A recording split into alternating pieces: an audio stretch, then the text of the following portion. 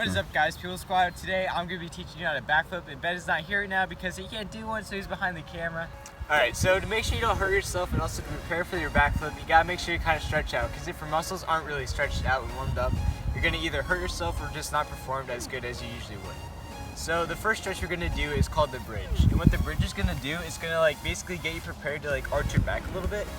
So what you're going to do is lay down on your back and have your hands pointing in that direction. And just lift your back up like this. So you want to hold that for a good 10-20 seconds and then do a few sets of those. But if you can't go all the way up, it's fine to just do this and just have your shoulder blades on the ground.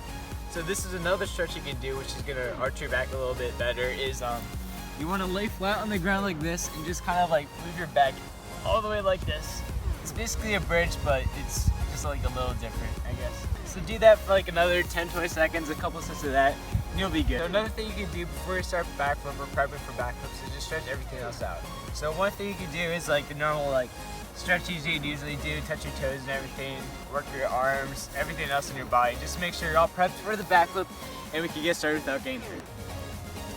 Alright, now we're ready to prepare for the backflip, and this is when things get a little interesting. So before we start going backwards or anything, you want to make sure you got all the rhythm down to do a backflip. So when you do a backflip, you obviously have your hands back, and most of it is in the jump. So if you don't get a good jump, you're not going to go back for it. If you don't tuck, you're just going to land on your head and stuff. So we prepare for that. What we're going to do is basically first start out by just jumping straight up, have your hands up, bring everything up with you.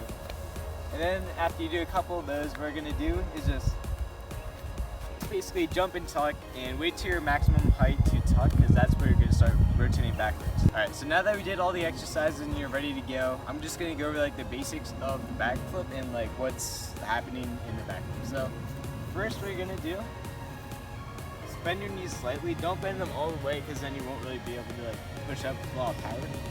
So bring your arms all the way back, and then while you're pushing up, you want to do the arm swing at the same time, so it's all in one rhythm.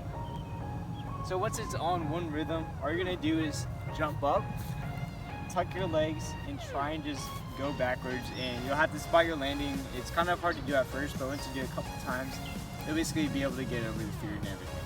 So once you got the jump tucked down, the next thing you can do to get used to going backwards is first just lay on the ground and basically just kind of roll over, bring your feet over your head.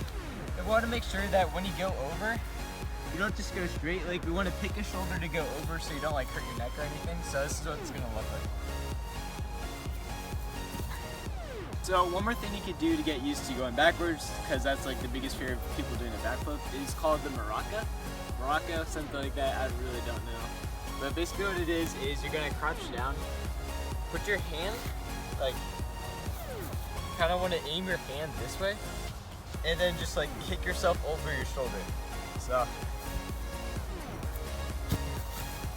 and once you do that a couple times, you'll be able to go more over and over your body to get over the fear of backflip. Alright, so once you kind of got over the fear of doing the backflip from Morocco and the other move that we did, you want to make sure you always have a mattress behind you just in case something goes wrong, so you're safe. Or you can bring a buddy and you can help spot them and flip them over for you. So what you want to do is if you have a mattress, you kind of start off by going sideways, so it'll kind of look like this.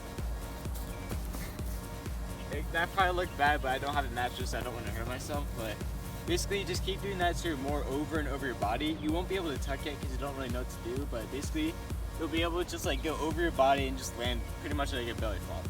So now that you could go over and do the jump tuck pretty good, what you want to do is go to a hill, because if you're going downhill, it'll give you more room to rotate and everything, so you'll be fine.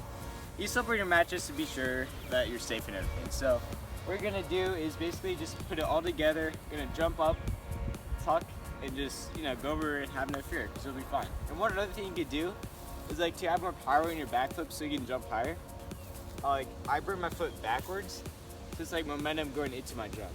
So here's what it will look like in the end.